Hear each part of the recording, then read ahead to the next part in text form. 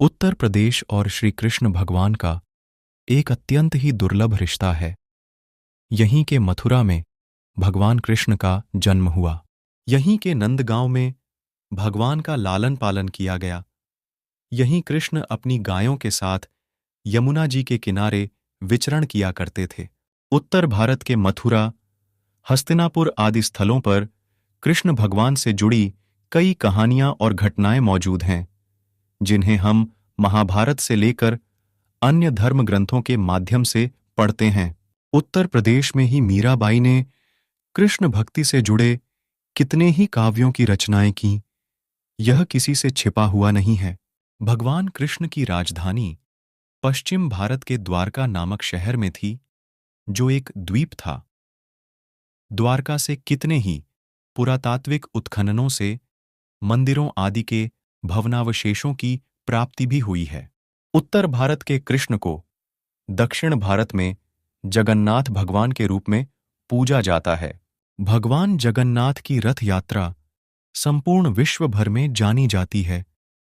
यह रथ यात्रा भारत के उड़ीसा राज्य के पुरी में स्थित प्राचीन जगन्नाथ मंदिर के प्रांगण से शुरू होती है। इस रथ यात्रा को देखने के लिए दुनिया भर से लोग इकट्ठे होते हैं। यह रथ यात्रा एक अत्यंत ही दुर्लभ रथ यात्रा के रूप में जानी जाती है। इस रथ यात्रा में भगवान जगन्नाथ, भगवान बालभद्र और देवी सुभद्रा को 3 परस्पर रथों में बैठाया जाता है तथा यह रथ यात्रा पुरी के जगन्नाथ के मंदिर से शुरू होकर श्री गुंडिचा मंदिर तक जाती है। यह रथ यात्रा समय के साथ साथ भारत भर में विभिन्न स्थानों पर उद्घोषित होना शुरू हो गई है तथा हमारे रामपुर में भी यह रथ यात्रा विगत कई वर्षों से संपन्न की जाती है। रामपुर में यह रथ यात्रा ठाकुरद्वार मंदिर से शुरू होकर शहर के विभिन्न स्थानों तक जाती है। इस रथ यात्रा के दौरान रथों को विभिन्न श्रद्धालु खींचने का कार्य करते हैं। कृष्ण को भगवान जगन्नाथ के रूप में मानने के पीछे कई कहानियां हैं। माना जाता है कि हजारों साल पहले उड़ीसा के पुरी के शासक राजा इंद्रद्युम्न थे, जिन्होंने एक रात सपने में अपने आप को पुरी के समुद्र तट पर चलते हुए पाया। उनको ऐसा प्रतीत हुआ कि यह अजीब घटना है, अतः उनकी नींद खुल गई और वो रात में ही समुद्र तट पर चले गए। समुद्र तट पर ही उन्हें समुद्र में तैरती हुई एक लकड़ी मिली, जिसे वे अपने महल में लेकर आ गए। उसी समय भगवान विश्वकर्मा एक 80 वर्षीय पुरुष के वेश में आए और उन्होंने राजा को बताया कि इस लकड़ी में भगवान श्री कृष्ण का दिल है। इस पर राजा ने पूछा कि इस लकड़ी के कुंदे में भगवान का दिल कैसे आया। तब विश्वकर्मा ने बताया कि एक शिकारी ने जब जंगल में सोते हुए श्री कृष्ण भगवान को कोई जीव समझ के उन पर तीर चलाया, तो तीर जाकर श्री कृष्ण के तलवे में लगा, जिसके कारण श्री कृष्ण की मृत्यु हो गई। उस शिकारी को जब अपनी गलती का एहसास हुआ, तब उसने भगवान के शरीर का अंतिम संस्कार किया, जिसमें भगवान का दिल नहीं जला, और उसने एक लकड़ी में उनके दिल को रखकर पानी में प्रवाहित कर दिया था। इसी प्रकार से वह कुंदा राजा को मिला।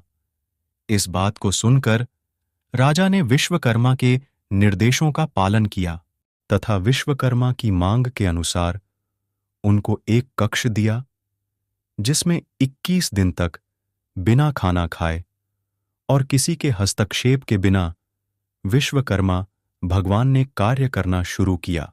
हालांकि भगवान विश्वकर्मा ने 21 दिन का समय मांगा था, परंतु 14 दिन में द्वारपाल ने यह बताया कि उस कक्ष से किसी भी प्रकार के हथौड़े की आवाज नहीं आ रही है।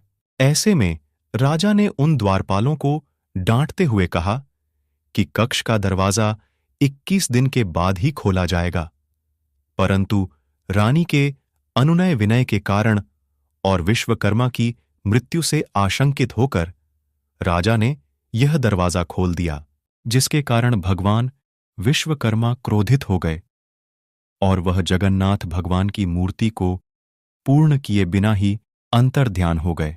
यही एक कारण है कि जगन्नाथ भगवान की मूर्ति आज तक पूर्ण नहीं हो सकी। आज भी माना जाता है कि भगवान जगन्नाथ की मूर्ति में कृष्ण भगवान का दिल स्थित है। इसे तत्वा के नाम से जाना जाता है। हर 12 वर्षों में भगवान जगन्नाथ की मूर्ति को बदलने का कार्य किया जाता है तथा इसे नाबाक्लेरब के रूप में जाना जाता है। इस कहानी के अलावा कई अन्य कहानियां भी पुरी की रथ यात्रा से जुड़ी हुई हैं। इस मंदिर में प्रवेश करने के लिए कई कानून भी व्याप्त हैं। इस मंदिर में सिर्फ हिंदू धर्म के लोग ही जा सकते हैं। कई महान लोगों को भी इस मंदिर में प्रवेश नहीं दिया गया था, जिसमें संत कबीर और गुरु नानक देव भी शामिल हैं। हालांकि रथ यात्रा में सभी को शामिल होने की अनुमति है।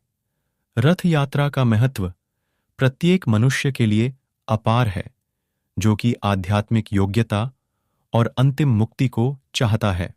ऐसा माना जाता है कि जो भी व्यक्ति इस रथ यात्रा में रस्से को खींचता है या छूता मात्र है, तो उसे कई तपस्याओं का गुण प्राप्त होता है।